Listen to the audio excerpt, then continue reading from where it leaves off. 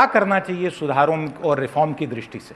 देखिए, मैं सुधार और रिफॉर्म में तो डॉक्टर साहब भी बैठे हैं और हमारी सरकार बहुत कर रही, पर मेरी एक नाराज़ी मैं आपको बता देता हूँ। नाराज़ी ये है कि आप अर्बन सेंट्रिक और दिल्ली मुंबई सेंट्रिक है। ये समस्या महत्वपूर्ण है, नो डाउट, पर मैं गांव से हूँ और आज हमारे जीडीपी ग्रोथ में एग्रीकल्चर एंड अलाइड सेक्टर का कंट्रीब्यूशन केवल 12% है।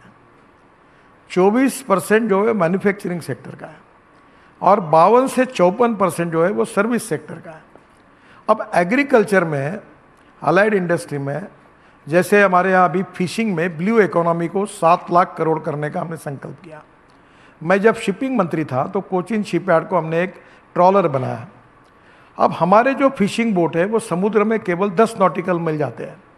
अभी हमने ऐसा ट्रॉलर बनाया जो श्रीलंका में हमारे जो मच्छीमार जाते थे उनको भी दिए हैं, तो हम अभी 100 नॉटिकल माइल जा सकते हैं। तो हमारा फिशिंग 7 गुना प्रोडक्शन बढ़ सकता है और ये एक्सपोर्ट होता है।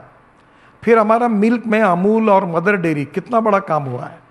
अभी हमने ब्राज़ील में हमारी जो गाय गई थी जीर जात की, अब वो 60 लीटर दूध दे रही है और उसका जो बूल तैयार हुआ उसका सीमेंस लाकर अब हमारे यहाँ ये टेक्नोलॉजी आई है कि 100% गोरी होगी।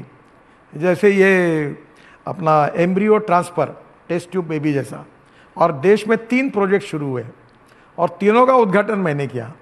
एक सांगली में चितड़े का है, एक बारामती में पवार साहब ने डाला है और एक नागपुर में वेटरनरी यूनिवर्सिटी में। तो पूरी एक एक देशी गाय अगर 20 लीटर की होगी तो मिल्क सेक्टर में कितनी बड़ी क्रांति होगी। दूसरी ओर एआई इन एग्रीकल्चर आया है। अब मैं खुद हमारे पुणे की संस्था के साथ माइक्रोसॉफ्ट और गूगल के साथ मैं खुद काम कर रहा हूँ और वो अमेरिकन सैटेलाइट से मेरे खेत का पूरा रीडिंग मिल सकता है। अभी हमारे यहाँ काम चल रहा है और वो बताएगा कि पानी चाहिए कितना, कौन सा फर्टिलाइज़र चाहिए, कौन सा 8 दिन के बाद कौन सा डिसीज आने वाला है, और 10,000 रुपये एकड़ का केवल खर्चा है। तो एग्रीकल्चर में जब तक प्रोडक्टिविटी नहीं बढ़ेगी, एक्सपेंडिचर कॉस्ट कम नहीं होगी और एग्रीकल्चर के साथ अलाइड सेक्टर में एग्रीकल्चर ग्रोथ रेट हमारे जीडीपी में 22% तक जब तक नहीं जाएगी, तब तक इकोनॉमी हमें जिस दिशा में ले जाने हम नहीं ले पाएंगे। तो हमारा फोकस जो है वो एग्रीकल्चर, रूरल, ट्राइबल, जल, जमीन, जंगल और जानवर, इस पर आधारित ज़्यादा होना चाहिए। और इसलिए मैं आपसे अनुरोध करूँगा कि आप बिल्कुल सही सोच रहे हो, आपका एजेंडा बिल्कुल सही है, पर मैं रूरल इंडिया का प्रतिनिधि होने के नाते मुझे कभी कभी दिल्ली मुंबई में महसूस होता है कि सब बातों की चर्चा हो रही है, पर जो बेसिक हिंदुस्तान का एक नींव की हड्डी है, उस एग्रीकल्चर और रूरल, ट्राइबल और जल, जमीन, जंगल, जानवर, इसकी चर्चा जितनी होनी है होती नहीं। और जब तक एग्रीकल्चर अलाइड सेक्टर मजबूत नहीं होगा तब तक आप जितनी अचीवमेंट कह रहे हो वो कभी पूरी नहीं होगी। आपने बहुत अच्छी बात की और मैं ये कॉन्फिडेंस के साथ कह सकता हूं कि इस एडिशन में कृषि क्षेत्र को लेकर आपको 10 सुझाव हैं। आपको एक सुझाव देता हूं जी। पानी ये समस्या है जी। हमारी सरकार ने, मैं जब वाटर रिसोर्स मंत्री था तो 23 झगड़े थे राज्यों में से। ये जो जम्मू कश्मीर, ये जो हमारी पाकिस्तान और अभी जो नदियों की बात हो रही है ना, तो जो करार हमने रद्द किया वो करार ये था कि स्वाधीनता के बाद 3 नदियां हमको मिली, 3 नदियां पाकिस्तान को मिली, 6 नदियां भारत से निकलती है।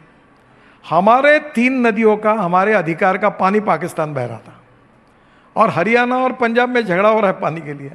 मैंने दोनों मुख्यमंत्री को बुलाया, अरे ये तो तुम्हारे अधिकार का पानी उधर जा रहा है और तुम क्यों झगड़ा कर रहे हो। तब मैंने 17 झगड़े तो मिटाए। पहली बार हमारे सरकार ने रिवर कनेक्टिविटी के 49 प्रोजेक्ट, उस समय मैं था, हमने डीपीआर तैयार किए। केन बेतवा जो बुंदेलखंड में सूखा है, पहली बार वहाँ पानी जा रहा है। और अभी आपको, मैं अभी तेलंगाना, आंध्र प्रदेश गया था, मैंने पोलावरम में जब था तब मैंने मंजूर किया, 60,000 करोड़ का प्रोजेक्ट था। 1300 टीएमसी पानी गोदावरी का समुद्र में जा रहा है। तो हमने योजना की है, जो डीपीआर तैयार है, कि गोदावरी का जो 1300 टीएमसी पानी समुद्र में जा रहा है, वो गोदावरी का पानी कृष्णा में, कृष्णा का पेनार में, और पेनार का कावेरी में, और कावेरी का tail end to Tamil Nadu. Tamil Nadu में पानी की समस्या नहीं रहेगी, कर्नाटक में नहीं रहेगी। तो मुझे क्या लगता है कि पानी आ जाएगा और ड्रिप इरिगेशन के साथ जुड़ जाएगा और सीड और कलम बनाता जो हम प्लांट, दोनों में रिवोल्यूशन हो जाएगा। तो एग्रीकल्चर ग्रोथ 3 गुना बढ़ जाएगा। और उधर जब सरप्लस प्रोडक्शन होगा फूड ग्रेन का, तो इधर ये मक्के जैसा इथेनॉल बनेगा ब्रोकन राइस से। तो हमारे 22 लाख करोड़ में हम 10 लाख करोड़ भी एग्रीकल्चर को डाइवर्ट करेंगे, तो हमारी देश की इकोनॉमी बहुत बड़ी बदल सकती है।